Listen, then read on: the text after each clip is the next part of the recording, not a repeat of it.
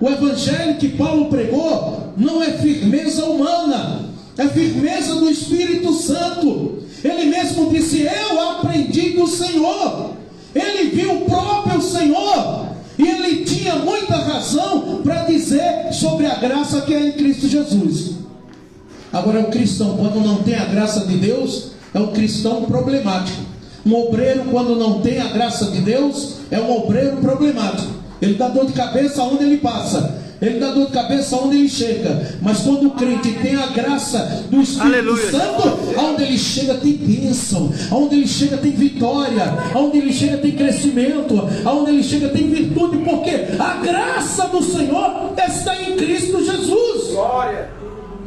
E no versículo 2 ele diz assim: e o que de mim entre muitas testemunhas ouviste, confia a homens fiéis, que sejam idôneos, para que também ensinem a outros. Ele estava dizendo: a obra não pode parar. Independente de eu estar aqui, ou lá em Roma, ou aqui em Roma preso, a obra não pode parar. Confia homens idôneos, homens que tenham conhecimento, homens que amem a obra do Senhor, homens que estejam dedicados com a graça do Senhor para o crescimento da obra. A obra do Calvário não está baseada em conceito humano. A obra do Calvário não está baseada no entendimento ou no PhD. Nada disso, amado. A obra do Calvário chama-se Cristo Jesus.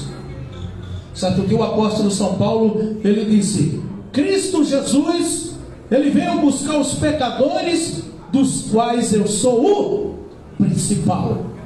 E ele escrevendo essa carta, 2 Timóteo capítulo 2, e o versículo de número 2, a qual estamos lendo, ele diz: procura homens idôneos, homens que tenham entendimento, homens que tenham firmeza, que acredite naquilo que foi ensinado, que permaneça naquilo que foi pautado, que foi mostrado, para que a graça do Senhor possa dar continuidade. Não espera de mim não, Timóteo. Aleluia.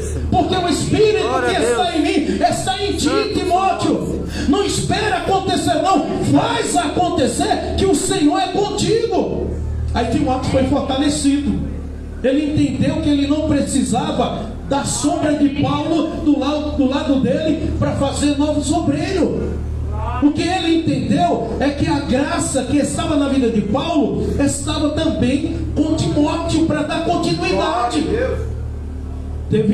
Quando Paulo escreveu, ele disse também: eu já estou sendo apresentado como um sacrifício, mas a obra de Deus não pode parar, porque tu, pois, meu filho, fortifica-te na graça que há em Cristo Jesus. Aleluia, Jesus.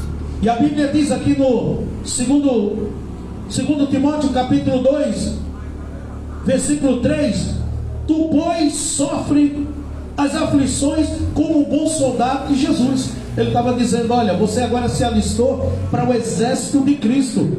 Você vai ter de lutar com as potestades, você vai ter de lutar contra o reino das trevas, você vai ter de lutar contra os maus obreiros, contra os piores que você nunca viu na história, os que se dizem judeus e não são judeus. Por isso que Paulo disse: nem todos que estão em Jerusalém são judeus. E Paulo estava dizendo para Timóteo fortificar, para que ele tenha base, para que ele tenha conhecimento.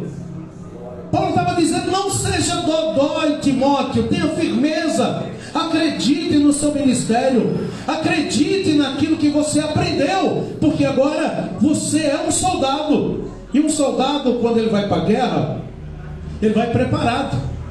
Você dá uma olhadinha aí na guerra da Ucrânia, a preparação dos soldados. Você olha lá em Israel, a preparação de cada soldado que vai para as trincheiras e para o campo de batalha. E Paulo diz: quando você for para a guerra espiritual, você tem que ter o capacete da salvação. Aleluia. Você tem que ter os pés calçados no evangelho da paz. Você tem que ter o escudo da fé, a espada do Espírito e a couraça da justiça. Glória a Deus. Nós temos que estar preparados para entrar em combate, porque vale mais uma alma. do que o mundo inteiro.